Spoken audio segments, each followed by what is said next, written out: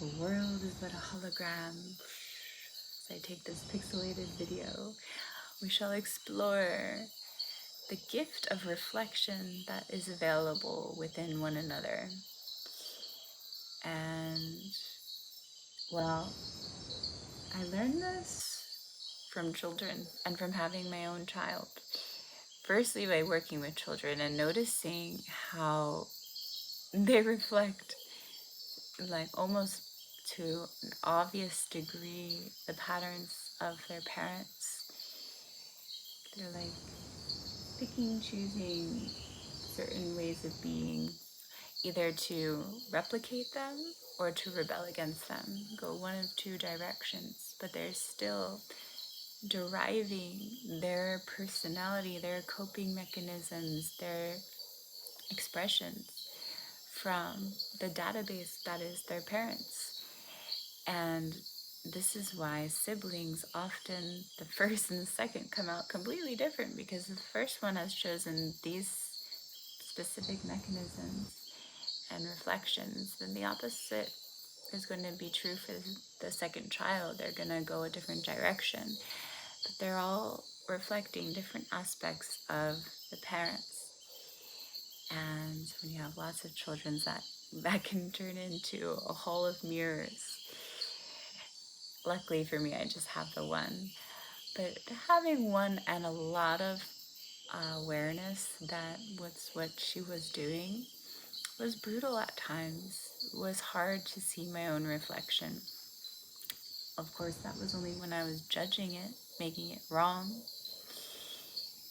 And it took me some time to come to learn those parts of myself through her, through my daughter, through loving all of her as she is in every moment. I learned to love myself in the same way. And this is my wish for everyone, and not just parents and children, but that we may listen and observe and learn from one another and see the reflection that is available within each individual person that we come across. I have yet to meet an exception where that isn't true.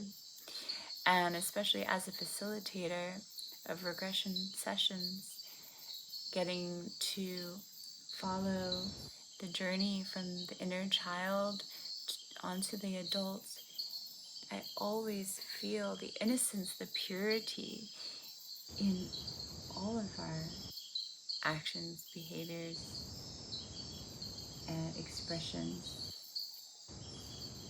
Even the loud ones, even the yelling ones, even the screaming ones, even the nasty ones, even the shy ones.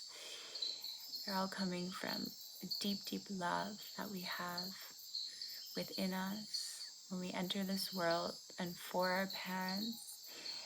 And it is for our love of them that we honor them and become them in a way that we can also transmute their suffering, their pain, by taking it on within us.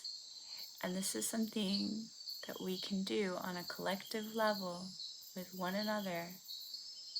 And every day is an opportunity. Every day is an opportunity to really listen to one another and understand what we share in common, rather than looking for what we don't.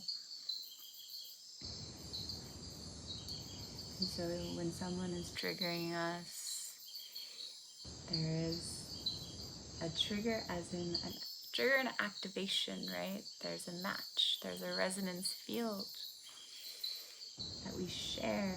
There's information there, good information. And we could go around judging that person, we could punish that person, we could speak poorly of that person, we could exile that person. But then we don't get to learn the lesson. We don't get to receive the reflection.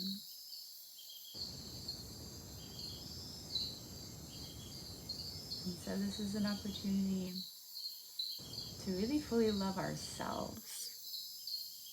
And in doing so, loving all the world.